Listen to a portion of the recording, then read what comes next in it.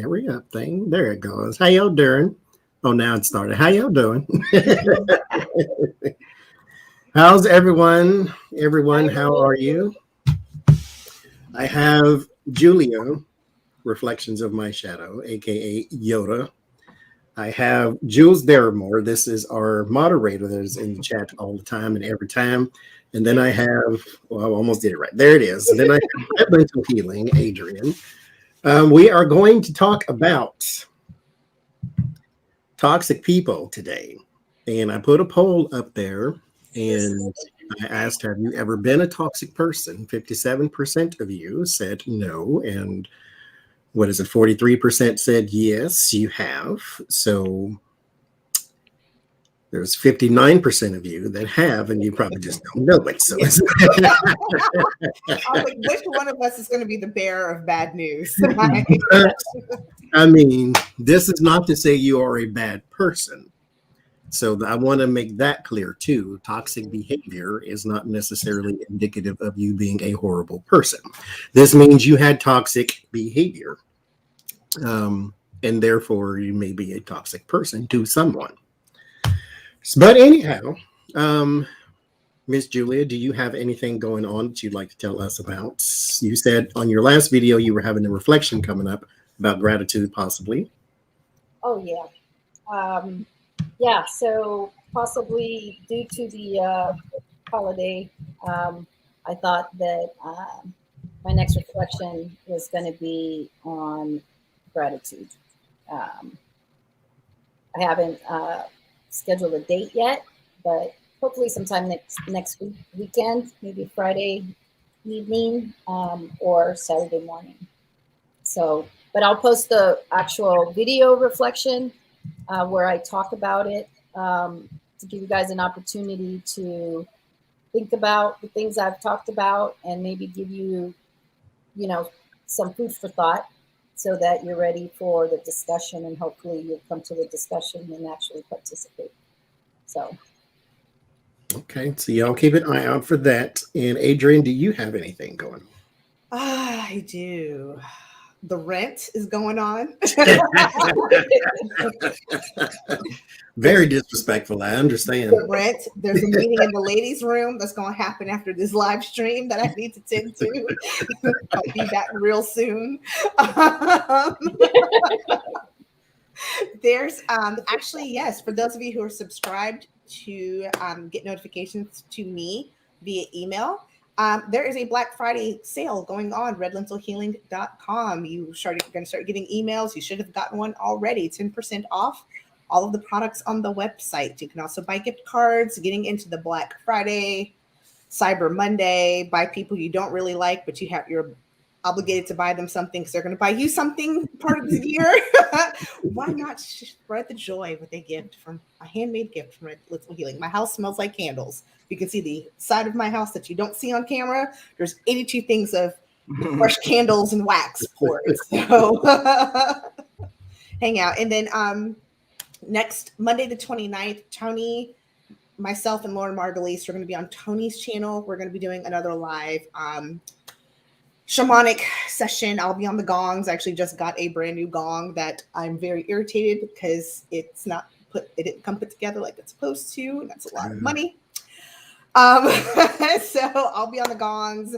Tony will be drumming away, and Lauren will be on the bowls. And that will probably be about 6:30 or 7 Eastern time on Monday, the 29th. All right. So you'll make sure you should be subscribed anyway, but make sure you keep an eye out for that too. Also, I recommend the sleep oil. Now, this is sleep oil, but I put it all over everywhere because it makes my hands and my skin soft. So it's fantastic. So you make sure you go to Red Lentil Healing and get you some of this here. Yoda, He should be knocked out right now. That's not the best advertisement. If you're like, yay, I just put on sleep oil, I'm hyper. Just listen. Use it and get it any damn way. And Yoda, I hate you because as soon as he whipped it out, I thought about what we talked about behind the camera, and now I have that U word stuck in my head that I can't get out.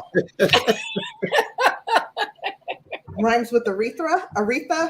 Get it? I screwed it up. Sorry, Johnny. I took your live stream down to the gutter already. We've only been live for 3 minutes. I'll stop. I'm gonna go on mute. Toxic people. Johnny doesn't follow directions. Oh Lord. So here's what I want to do. We're gonna go straight to the first one, but we're gonna start with you, Julia. You said you got your answers pre-planned because you talk like I do. So I know. I gotta do my little PowerPoint. So Sent the questions you. and I had to like write out my answers because I go long. So to you, what is a toxic person? Okay, so to me, lots of types of people are toxic, right?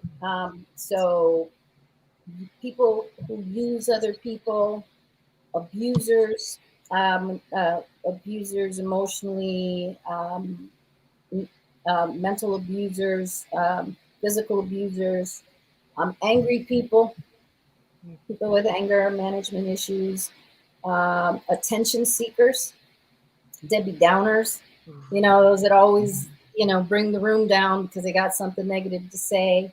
The woe with me's, right? The people that are like, oh, poor me, always something wrong, always need help with something. The one-uppers, right? People that always have to do something better than you, say something better than you, have something better than you. Those types of people. Liars, slanderers, and by that I mean people who are always talking really bad about other people, putting other people's business out there and just going at it like that. So they're energy drainers, right? They're people that when they come around, you kind of cringe and you're almost guaranteed an unpleasant experience, right? Whenever they're around. So that is what a toxic person is to me. So it's not one particular type. And I think also people can have toxic behavior even if they are not a toxic person, right? So Okay. Jules, what is a toxic person to you? She just encompassed them all. But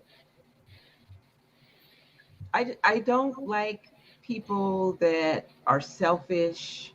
And I find what toxicity is that even if you have all those things and someone has made you aware of it, but you still continue in that behavior, that just makes it all the worse. Because if you didn't know, that you can't fix it, but after you've been told, and but you still continue in that same vein, that's really toxic. That's what I find. And I can't deal with people that want to remain in the same place. They got a problem for every solution, and they just want to suck all the air out of the room, however that be anger or manipulation or lies. So that's what I feel. People that don't want to fix the problem and they want to continue to be that and expect other people to put up with it. Adrian, what about you? What is a toxic person? I think it varies. There's two answers. There's what's toxic to me, and then there's also my definition of a toxic person. To me, a toxic person is someone who continuously, with notice, disrespects the boundaries once you told them that they set off your triggers. Point blank, period. For me, it depends on my mood. What makes it toxic? Because there's some things at some moments don't really bother me that much. Sometimes I'm like, you just walked in a room and I'm like, yep, it's going to be one of those days. My empathy is a little too empathic and I'm going to have to walk away. But and that's my short answer. I'm going to keep it simple. To me, toxic is, I equivocate, of course, to poison. When you put a person, an energy, a situation into another person, energy, or situation, and it goes bad, that to me is toxic.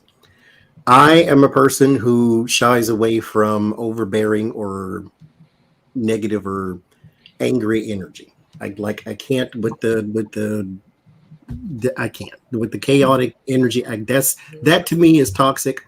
A person who is abusive and they know it. Just like Jules said, a person who is aware, as I said, when you become aware, you become responsible. So when you are aware of your behavior and you continue it anyway, because you like the personal result that you get, even though you make everyone else around you feel bad, that to me is the toxic person, because you basically serve no good to us whatsoever. Now, Jules, we'll start with you on this one now. Have you ever been a toxic person?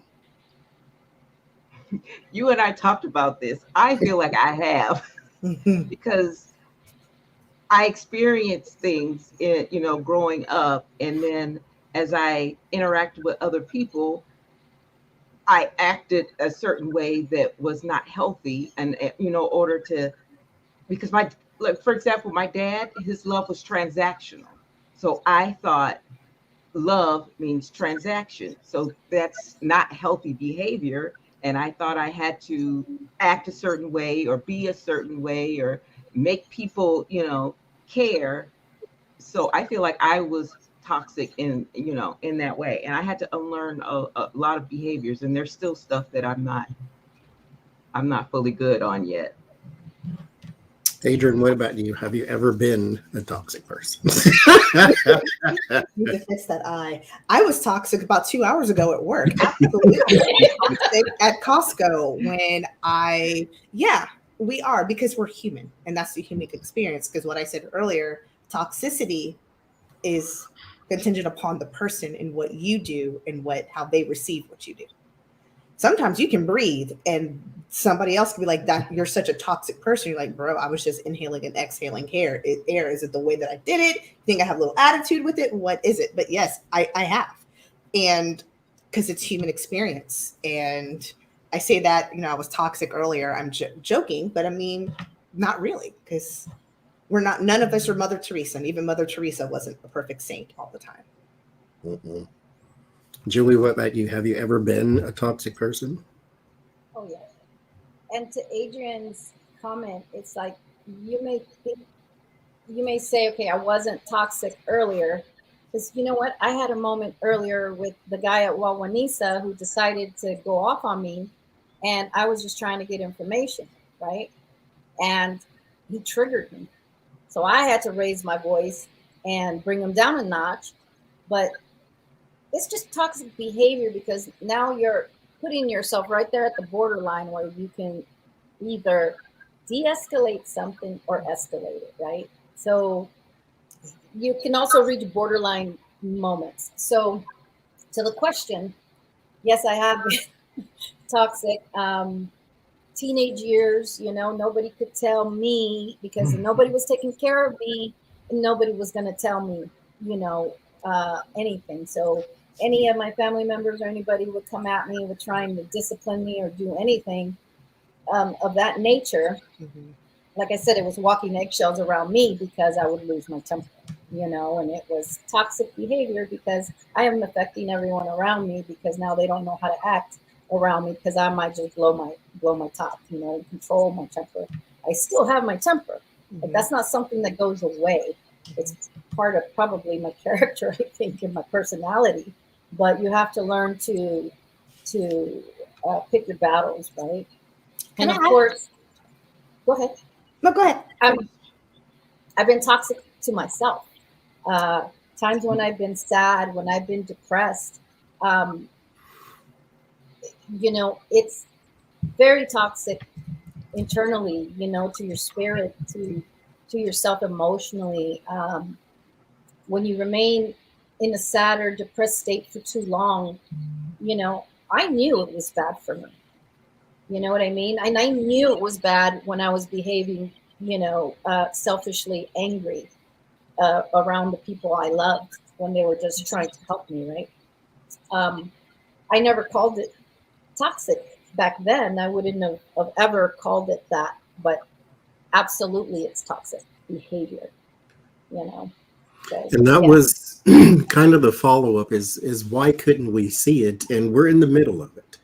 And Suburban Housewife, she said in her specific memory of being toxic, she remembered the sad face of the person she was being mean to and how high it made her feel. It's kind of like that. When you give out that negativity and they receive it and you got what you wanted, then you feel well. You feel okay. You don't feel horrible because that was kind of that's the result you really wanted. That was your goal.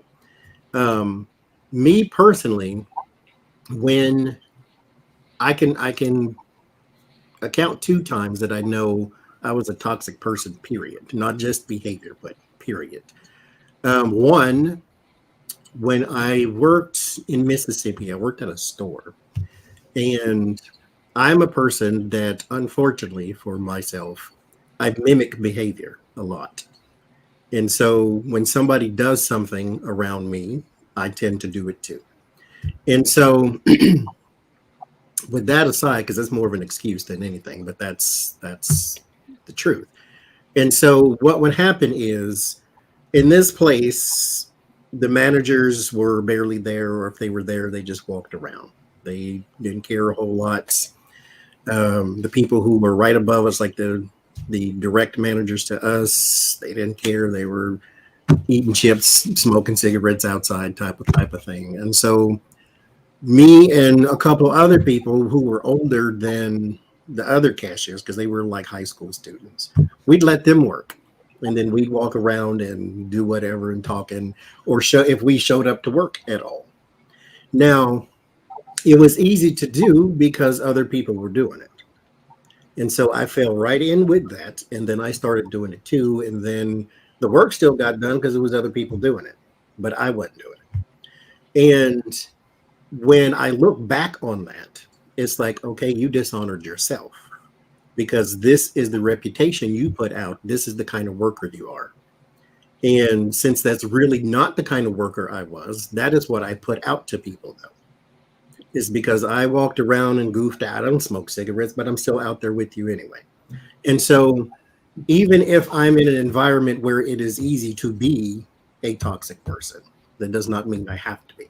Mm-hmm. But in those situations, I was. And so if somebody on the outside looking in looks at you, that's what they see. Whether you want to call yourself a toxic person or not is kind of immaterial. That's what they see, because that is what they are experiencing, is you as a toxic person.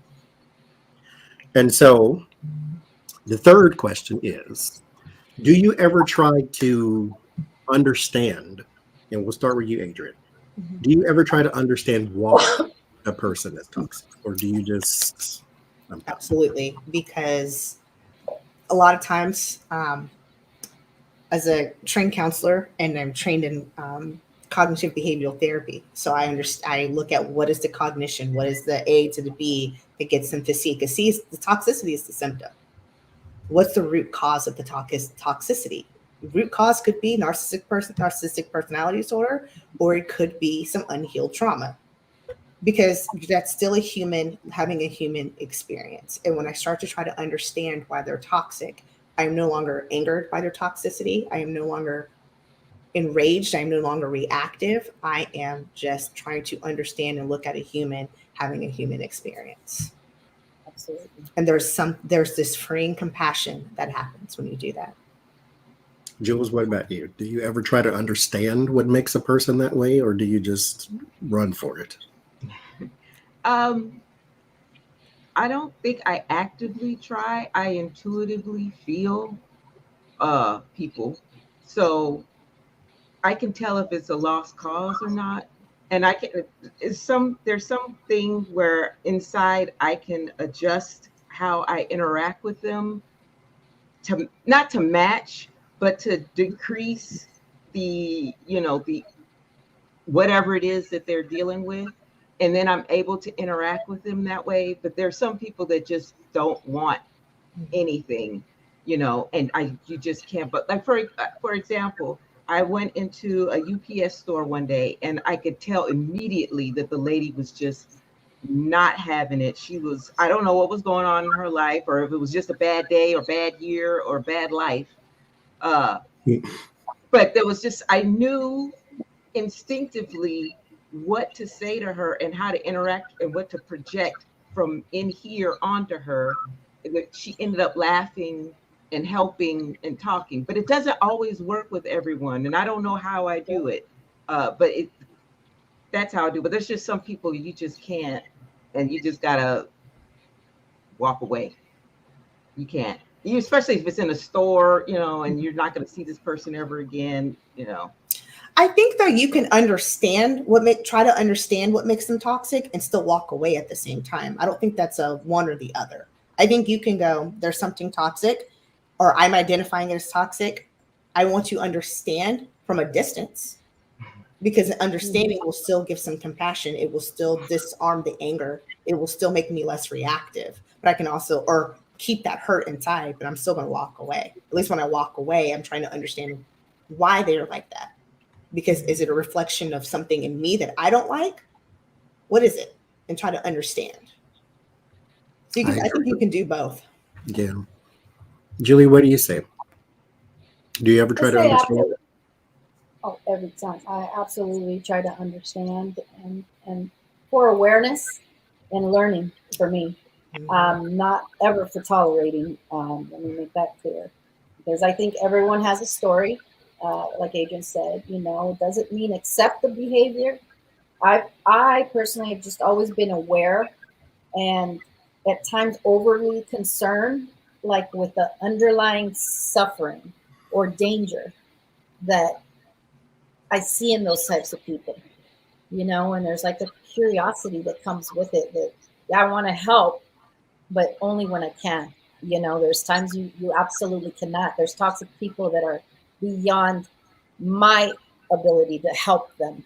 But when I can, I do. I do try to do what Jules does. I can talk to people, talk them down a little bit. I know I had that interaction today with the guy, after he calmed his ass down and we spoke like normal human beings.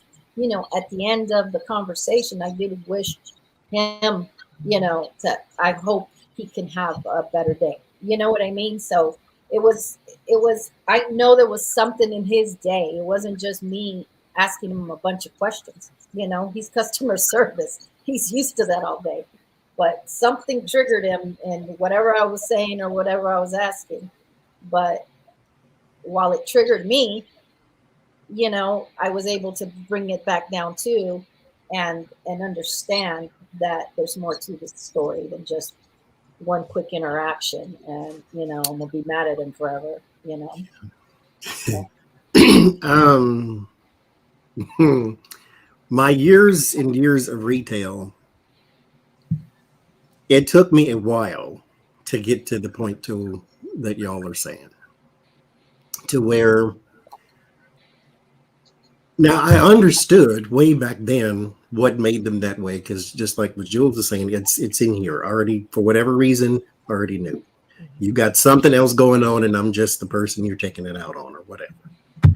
So I get it, and I never took it personally, still never take it personally completely. The problem is, as the reason I posted the question in the first place, have you ever been a toxic person? And yes, is starting to win a little bit more there. The reason being is because people may never remember what you do, but they will never forget how you make them feel. And so when you come into wherever it is I am, whatever store I'm working in, and you give me all of your negativity, I will remember that. And you may not be a bad person, but we had a bad experience. And every time I see you, that's what I think. And then if I see you do it to somebody else, I then conclude that's the type of person you are. And so what happens then is you get no preferential treatment. I'm not going to give you the extra coupon that you forgot. I'm not going to tell you to remember to take all your baths. I'm not going to give you that extra mile because I don't care how you feel at this moment, because you've never cared how we felt ever. And so what happens is when you leave that footprint, that fingerprint of that toxic behavior in somebody's life, they will remember how you made them feel. And so I understand where you're coming from, but you have to, at the same time, if you are in the middle of toxic behavior, have to take a step back and wonder why. Do you understand where it's coming from? Because that requires looking at the man in the mirror. Yes. That requires some self-reflection that a lot of people, it's hard.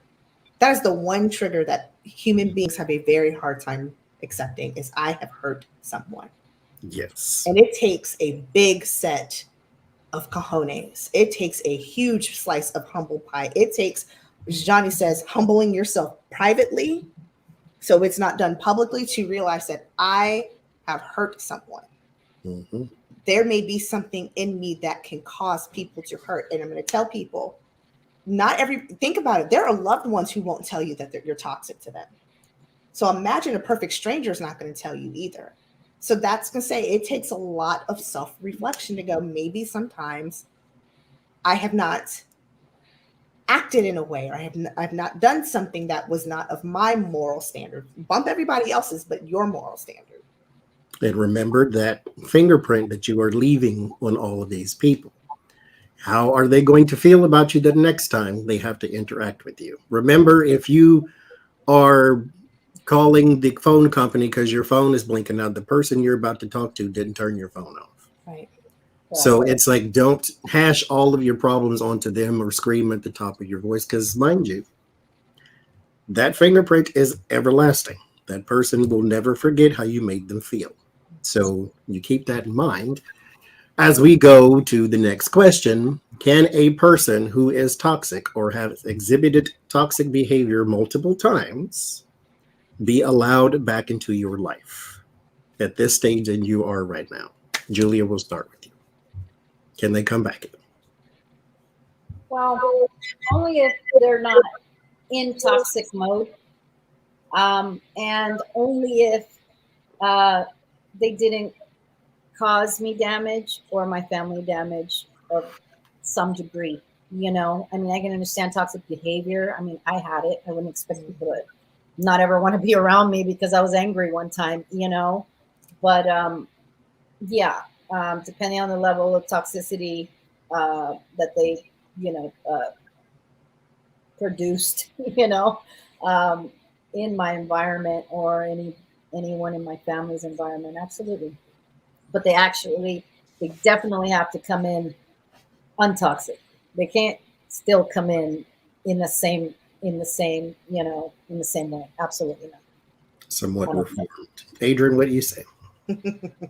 I was listening to the song Last Christmas because I don't know why people want to start playing Christmas music already. Already. And next Friday, I will be like, play the Christmas music. Today, I was a little irritated with it. So I had a couple thoughts in my mind. I was like, I wonder if George Michael knew that this was going to be an absolute bop when he wrote it. God, this is a great song. And then the second thing I thought was when he said, once bitten, twice shy. And I think about that often as a child of a narcissist and taking years to heal from having a narcissistic parent and how much that shaped my life in ways I didn't realize. If I let you back in, there's a very long spoon that I'm feeding you with. No, absolutely. And not so much feeding you with it because I don't trust you, is do I trust myself enough to set proper boundaries and to not react to you being you? So sometimes my ability to let people in and out, it's not so much a reflection of them, it's a reflection of me and my healing. Yeah. I like that. Jules, what do you say? Can they come back? I have a saying that I don't go back through the trash digging for something that I already threw out. And the one time I did do that, it proved why I leave stuff in the trash. Um, my my dad, again, allowed things to happen because of the type of person that he is. He allowed things to happen to me that were not good. So I understand that he is that same person. I'm not asking him to change because I can't just change myself. You know, it takes time and work, and you know, I got to be aware. So I didn't push for that. But once I understood that he's he is who he is, I accepted that we cannot have a relationship, and I just closed that door again, and I'm at peace with that. So for me, like like Adrian said, it, it's on me, and I life's too short. I feel too much, and I can't deal with it, and I refuse to deal with it. And they have their life choices, I have mine, and I don't feel that I've that I've done anything wrong by drawing a line in the sand and refusing to cross it ever again. I'm at peace with my choice to be done. No, I don't. You can't come back. I'm just no. I'm not that good of a person yet. I'm just not. I'm not Jesus. I'm not Jesus like. I'm not. I'm not the forgiveness person. I know everybody deserves it and everybody should get it because you may want it and you may need it one day. But if I ever asked it from a person and they said no, I would totally understand because that's what kind of person I am. You got one time to burn the bridge. Everybody's got a bridge to me. We can all be friends. But the moment you burn it down, I'm not helping you build it back. You did something to me I wouldn't do to you. Therefore, we're done and we're done forever. Now, again, judge if you want, but I'm not that person yet. But I do recognize it, but I'm not that person yet. You got one time. I'm not talking about a little mistake or, oh, I didn't mean to, or I didn't realize. I'm talking about you did something to me that I wouldn't do to you. Therefore, we done forever. Don't call me. Don't just amnesia. You don't even know who I am no more. This we done forever. I'm not there yet. I'm just not. My favorite saying is "Make my name poo," so when you say it, you get a bad taste in your mouth. So okay, here's let's bridge this. What if that person is in your family? Adrian, we'll start with you. What if that person's in your family and the other family members are saying, "How could you do that to Uncle Ray Ray? He didn't whatever." What do you say then?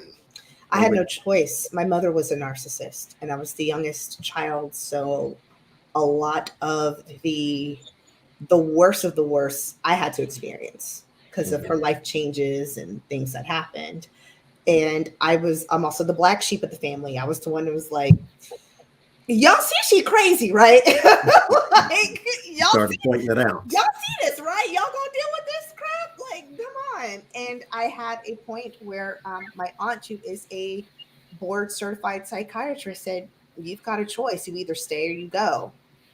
But then at the same time, it's like, I don't think I want to have a relationship with her anymore. She guilt tripped me into, well, what that's gonna do to the family. My mother died, so I didn't get a chance to work that out the way people would decide whether they stay or leave. So I didn't get to do that. But I always give this advice to people when it is a family member. And this is coming from you. Ooh, child, the amount of Birkin bags and shoes and Louis Vuitton shoes I would own from all the damn therapy I have been through in my life. I say, you have to do what's best for you in your life. Not all blood is family. It can be what's more awkward, being at a family dinner and having a very awkward type conversation, or you know what, I'm gonna have to either start setting some boundaries or I don't go to everything. What's healthiest, because at the end of the day, nobody can tell you what's best for you but you. Do what's best for you. Jules, what do you say? If they're family, how do you navigate? It took me a long time to get to this point. The issues that I had with my dad started from childhood, but he married a narcissist, a covert narcissist. And I come from a family of ostriches on both sides. They just like to bury their head in the sand and pretend like stuff isn't going on. And I was the one saying the quiet part out loud, and it caused friction. And like Adrian said, my dad always used to call me, you're the black sheep, you're the black sheep. No, I'm the one that's not going to deal with your BS, and I'm going to call you out on it.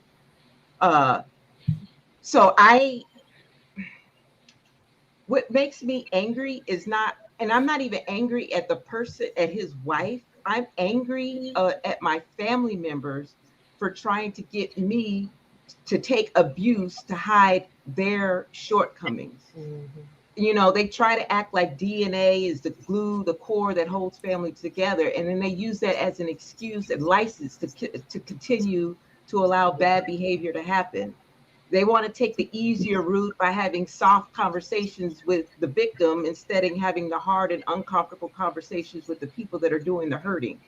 So that is what really just angered me. So when the decision came to close that door, and you have to get all the flying monkeys, because they're going to dispatch others to try to draw you back in. I close them all out. I don't talk to my family at all. And what I learned in the military is that DNA is not family. Family is people that you choose to make a community with, people that support you and celebrate you. That's family. So the people that I share DNA with, I no longer talk to any of them, and I am at complete peace with that, and it's not going to change. Julia, what do you say? If it's family, how do you navigate?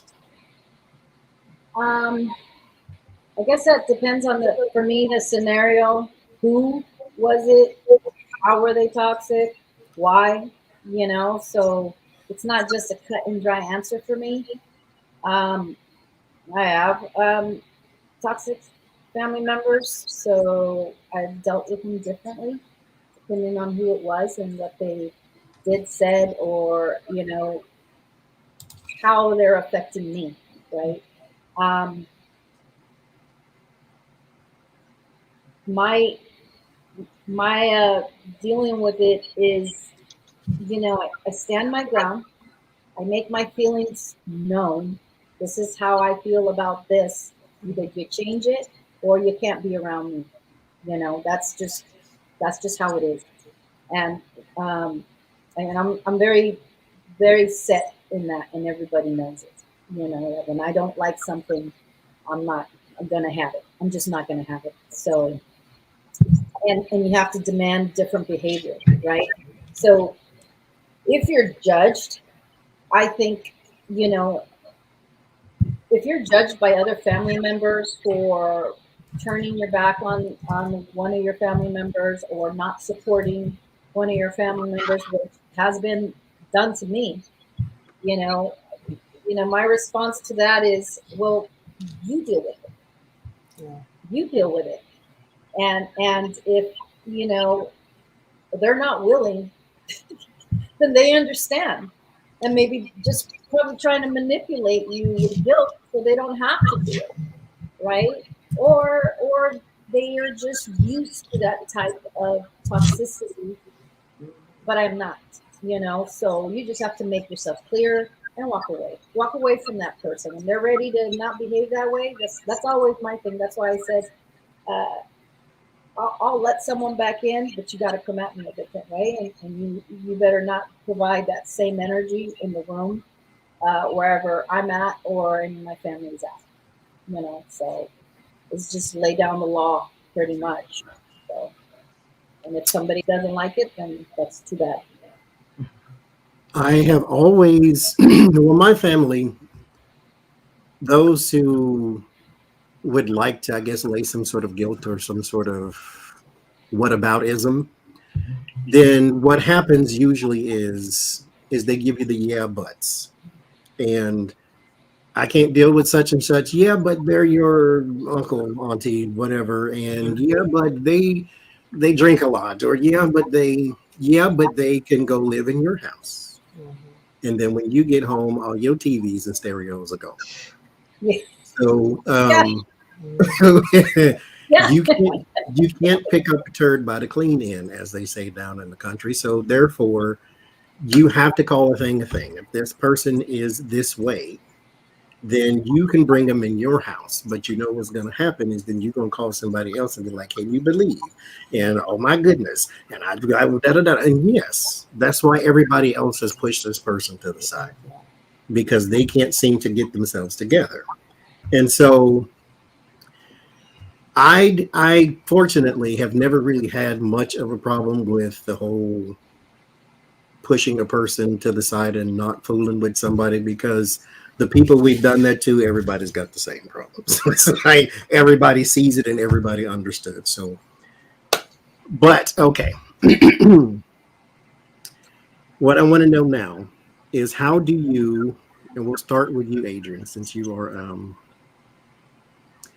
Well, anyway, we'll start with Because you. I'm the resident butthole on No, the because I was thread. going to bring in your work environment, but we won't go there just now. But how do you deal with toxic people when it's unavoidable, like a work environment? Where do you have any advice on how to deal with the toxic person or a person with toxic behavior if you just cannot avoid them? Same thing is that soft setting of a boundary. The boundaries firm, it's how you phrase it, may need to be soft. And by soft, as in, I can't tell my boss that I'm tired of listening to her talk about her and her puppies during our one on one. My one on one, I need to talk about business and how I can make sure that I'm meeting the business goals. So my end of year bonus is stacked on deck because sister got to pay the rent. Okay. So how do I softly change and pivot the conversation? How do I set that boundary to say, hey, can we talk, during my one-on-ones? I just really want to make sure that we're making the most of our time together so I can make sure that I'm meeting and exceeding all the business goals and then constantly reinforcing that. Sometimes you may just have to walk away. You may have to put yourself on mute and scream as loud as you can or roll your eyes. That's why I refuse to get on Zoom meetings at work because I'm going to get fired because and I can't fix my face. And then also too, reminding that while their toxicity may trigger something in you that you don't like, it is also not your problem. And that once your interaction with that person that's unavoidable, likely, hopefully it's just at work, is done, it's only 5 minutes out of a 24-hour day, or it's 30 minutes of a 24-hour day. Walk away, breathe. I get to now go back to be around people that I love and cherish. And it only had to deal with Becky Sue for 30 minutes today. My one-on-one of my boss is every other week for 25 minutes. I can suck that up. Jules, what do you say? Do you have any advice on if it's unavoidable? How do you do? My ex-husband was a very dangerous man, and I had several, what do you call it, restraining orders and whatnot. So sometimes there's that spouse and children element. So the way I dealt with that was to have an intermediary. And like if you're dealing with a narcissist, because he's a narcissist, and my dad's wife, is to always, or at work you could have those, always do it if you can, deal with them in writing, because they like to switch the story or say I never did that or I never said that, or so if you have it in writing, or if you have someone else there with you to have a witness to, if you're dealing with a narcissist or someone that is a liar or manipulator, you need to have it in writing. You need to have a witness. You need to have a mediator. Mm-hmm. Otherwise it'll just be he say, she say, and that causes problems. So I only deal like with text or emails, or make sure someone's there when I'm having a conversation, if at all possible, so that there is a trail and evidence of what took place. Because there's just some people that they're just like, you're trying to hold them down and they're like, I never said that. I never did that. You did, or you could say, no, it's right here. This is what happened. Jules, can I add to that? Same thing with if it's a work environment. Yeah. I have several cohorts that I will, if we have to have a phone conversation, I make it a meeting and I make sure I invite several people. When we talk via email, I have to make sure that it is I have files, because these aren't bad people. We just don't have great working relationships, and there's a boundary, and you've got to make sure that game recognizes game, and there's somebody here to witness the conversation. So y'all, if you've got that in your work environment, do the same thing that Jules just recommended. Julia, how do you? Well, I've been fortunate in this job. I have very good coworkers and people I work with. I actually, in another job, had a friend in my work environment who got pretty toxic and started affecting my work environment by talking about me to coworkers and telling people my personal life. things that I had only, that I had confided in her for years and years, right? So in that experience, I it took me a while, and I would, I tried to go at it the soft way, like ask what was wrong, if there was something wrong in our friendship, what was going on. And of course, she would never admit, we were always buddies. And, I found out that she was just doing dirty stuff in the background. So I just had to take the loss, and finally decided that whatever come may come, but I cannot be in this environment with these feelings any longer. I rather lose the relationship and let her finish dragging me through the dirt. And these are the words I used. I said, you know what? You can drag me through the dirt all you want with my personal life. I said, but this friendship has to end. And I did. I ended that friendship. Never went back to it again because that one was really bad. But I think if it's just somebody you can just stop engaging or communicating. You let your feelings be known and stop engaging. If they're not that important to you, you don't have to let them know. You can just cut it off. If you live together, to what Jules said, um, if it's safe to do so, you can ask them to leave or leave yourself. And definitely never change your mind, because when, like she said, you're dealing with a narcissist, you cannot show weakness, right? You cannot make those kinds of, I'm leaving, but then you come back because, you're scared to go, or you change your mind, or, doubted yourself. You have to be final about it. And if you need the law enforcement, use them. And if you're a woman or a man that needs to get away from an abusive or dangerous person, there are resources out there to help you do that. So just never feel like you don't have any resources, because I guarantee you they're out there. I've helped people with those types of resources, though. I wanted to add to something she said about the resources. I got help through the Domestic Violence Clearinghouse, and my divorce was only $250. They subsidized it for me, so don't think that would be a barrier to getting a divorce, because divorces can be expensive. But they saw me when I went in for my second or third restraining order, and she must have been watching me. I didn't even see her, and she waited because he threatened me.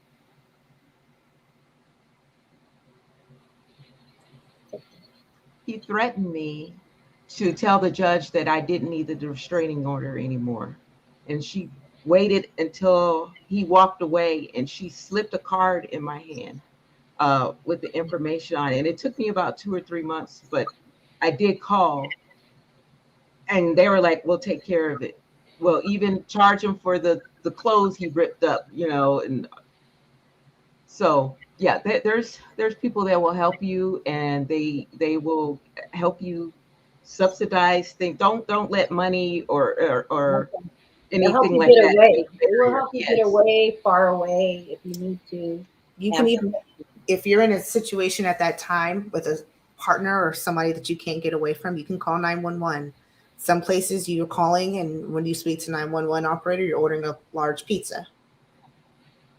They And already the know girl the that did address. this thing that did you hear about that? She did this Mhm. in the car And some people to don't. say I need help. Yeah.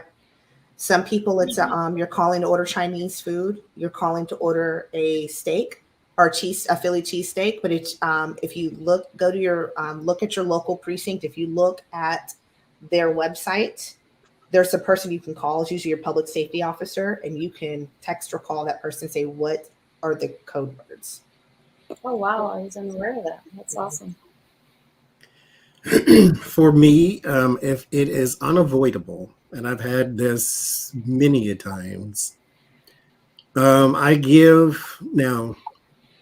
This is not, well, I'm going to tell you what I do. Don't necessarily default to this, mind you. Because I catch an attitude real fast sometimes. I am prone to overreaction. I will admit that. And when a person meets me with certain toxic behavior, I give very short answers. because the more I talk, the more bad stuff is going to come out. So since I know that about myself, you give very short answers because I also want our interaction to be done. Like we need to stop talking to each other. We need to stop interacting, or you're just, and not necessarily like you're being mean or you're being, it's just, you have a certain way about you that is triggering something in me. So let's keep this short. Let's keep it professional. I'm not getting an attitude with you, but I have one. And so since I have one, I'm going to shorten my answers to shorten our interaction, and then we're done. As long as I'm clear on what you just said, so I don't have to hear you again, then let's shorten this interaction. So let's do, okay, this last question. Any advice? We'll start with you, Jules. Any advice on healing from a toxic person or their behavior? Woo. My healing came I didn't realize I had PTSD from the relationship, and it just kind of snuck up on me. I had been working since straight out of high school, always going, and then just suddenly I couldn't get out of bed. Or if I was at work, I was in the bathroom crying and shaking and scared and didn't want to be around people. And that's how I came to find out. So through the VA, they rated me as having PTSD with major depressive disorder. So I see a psychiatrist and a therapist, and I have medication. So that's where I heal. And I learned that the common denominator in all of my bad relationships was me. So that I realized I needed to fix something about myself. There's some reason why I'm attracting this ugliness into my life. So I put off relationships. I can't deal with that right now. I can't. I don't have the bandwidth. So I'm just working on getting me healed and taking the time to be okay with myself. And yeah, that's it. It wasn't a conscious decision to heal. It just kind of kicked me in the butt and said, you need to deal with this, because it just came out and I didn't realize it was there. Mm-hmm. So there's still, I have a long way to go, because even my son, if he'll walk up on me, or because he's got a really deep voice, and I'll jump out of my skin. It is like men, it's kind of hard for me to still, be around that. So I have some work to do, but I'm working on it. But at least you know to do it. That's the advice. Mm-hmm. Adrian, what are you saying? I was going to say, make sure you're giving yourself, I know it sounds like you are, the patience and grace, because that was years to adapt, and to adapt that behavior, and then years that you stayed adaptive to that behavior. It's going to take that long. Anticipate it almost taking that long to learn. It probably won't, but anticipate that and give yourself the grace. You're not defective, but how you had to respond to that to survive is no longer going to serve you. And that's how you need to look at it. Okay. You're such a beautiful person. Thank you for sharing everything. Thank you. Johnny, are you okay if I put a link in the website, a link to a website, obviously, because that's what a link is. You do whatever you want to do, moderator. Healing is, the question was what advice we have for people who want to heal. It is your healing is your journey, is my short answer. As long as you're trying to put forth some effort to do something to make you better, to make you feel better, then everything else will come into place. I want to touch on a particular topic because I keep seeing this in the thread. People who said they grew up in narcissistic households, particularly with narcissistic parents. There's a book that I have worked through. I have used several times. Oh, hell. Okay. It's a little too long, so I'm going to have to put it in the chat after, because let's see if I can redo Can you put the title in the thing at least? I am. So I don't see the chat, Johnny. It's not on StreamYard.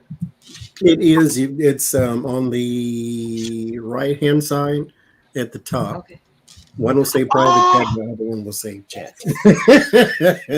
You're not usually on that side. That's the whole time, and there was nothing there. Well, I don't see it either. on the right hand side at the top. Like Oh my everybody God. just popped up Comments? now. Yes. I was on private. And Oh I my God.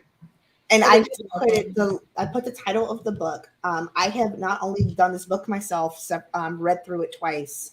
I have recommended this book to most of my clients and also to friends who have had narcissistic parents. It is called Children of the Self-Absorbed, a grown-up's guide to getting over narcissistic parents. It actually deals with people 18 and up.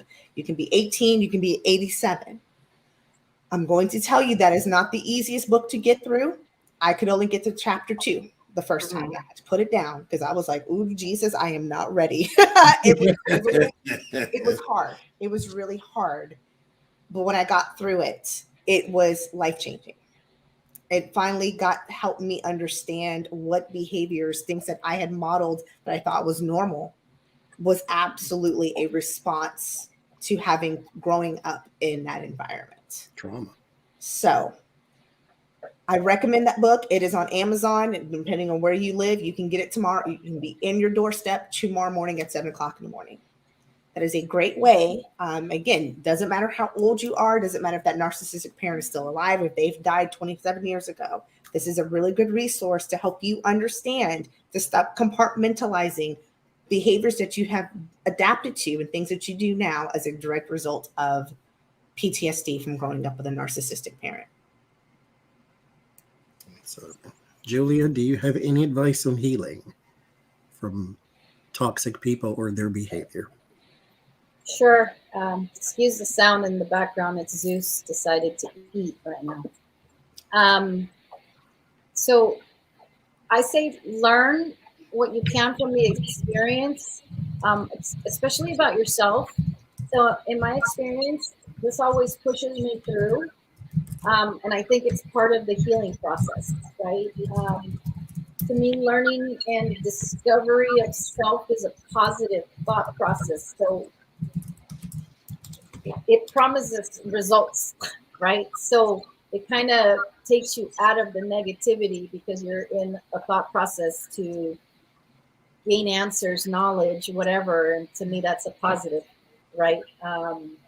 So it takes you away from like wallowing, in fruitless or damaging thoughts, right? Because now you're being productive in the thought process. So that's how I feel about it. I say therapy. If you have a brain, then therapy helps. Absolutely. Because every single person on this planet has got something to work out. If you have a history, Tambourine. you have something you can work out. Because everybody has a trauma in them. It may not be the most, you fell off a bridge and you saw your whole family die and y'all went to Oz and nothing like that. No, it could be whatever it is, but there's some sort of trigger in you now that started from you then. Whatever it was then is still with you now. As I've always said back in the day, and I say it now, deal with the why and not the who. If somebody says something and you get triggered, why did you get triggered? That person can change faces. That person is the next person that says it and the next person that says it, you're going to have the same reaction. Deal with the why and not the who, because that who is going to change, but that why is still there. So deal with the trauma. If you have a history, you have a need for some therapy. That is a good way to just say it to somebody who is trained and who also cares at the same time. Can never be a bad thing. And who does not have any personal gain from the outcome. And that's why I always tell people therapy is as an adult, that is the person who has no stake in the game. Yes. They do not benefit from you staying or elevating. They actually they care about you elevating, but they're just I wish people would get away from making therapy look like a shameful thing, right? Because we grew up so much therapy without people looking at you crazy, or like something's wrong with you. But no, therapy is absolutely awesome because you don't have to. It's an individual person that has no stake in it. They you're not overloading your friends, your family members with what issues you're trying to, is someone you're paying somebody to talk to listen, If and not you have any bias or any opinion about the other people, because they're there for you. So throughout I your think it's very life, if you continue to put junk in the trunk, if you continue to put trauma and past and hurt and pain in that trunk, it is harder and harder to climb those hills of life. So what you need to do is, like I said, if you have a brain, clean it out. Get somebody that has, just like Adrian said, no stake in this game. I do care whether you are hurt and not hurt. And so therefore that is my stake. So let us sit down, you tell me what's going on, and then I will tell you the best steps you can take towards your healing. Understand also, therapy, they are not there to fix you. You are there to understand yourself. And then therefore you can heal from that. And so it's not a miracle, it's a process. Be there for the process. It took you a long time to get to that point. Spend some time in that process. Spend some time healing. Nothing on your body, you cut yourself tomorrow, you don't heal tomorrow. So you take some time to just delve in that process and heal yourself. Trauma is real, and it does not go away just because you wish it. So work it out. All right, that was okay. That was interesting. Thank y'all very much. Thank you for I having don't me. want to say hi. Everybody in the chat was saying I can't even respond. I can't type it. You got to go to YouTube. You got to go to the YouTubes. Oh, okay. And do it. Mm-hmm. Thank you, Julia. Thank you, Jules. Thank you, Adrian, Thank you for joining us. you. Be on the lookout for Julia's reflection. She said it was coming possibly next week or this weekend, possibly. I forgot it's what do you call it? Thanksgiving is next week, ma'am. You got to get on. Thanksgiving. But I mean, it's not going to stop me from going on my morning walk, so I can still shoot the shit in the morning. So don't be discouraged out there in the other foggy videos that are mountains. not reflective. And then so the reflections are on Wednesday. So Wednesday, Thursday is Thanksgiving, right? right. And then Adrian with Lauren Margulies and Tony. And you had one more other thing. I got the Alzheimer brain. Sales, Black Friday sale, redlentilhealing.com, products, oils and sprays and candles and lotions and twigs and berries and trees. Oh my. And I bought, they say Indian giving means that a gift is not complete until it's returned. That's what Indian giving means. We don't say that anymore, Johnny. I know. But I bought some candles for some people. And y'all might not get them. So go, go to redlentilhealing.com and buy them. Oh my goodness. I mean, I'm just too damn funny. You might not. You might, but you might not. Just, I didn't tell you about it beforehand, so I have no obligation. So anyway, thank you, Johnny. Thank y'all for joining us. And what is today? Today is Friday, so I will see y'all Sunday on the Jen Lynn's Tarot channel. 7 o'clock Central, 8 o'clock Eastern, and do your own math for everybody else. We will see y'all later. Bye, everybody. Bye.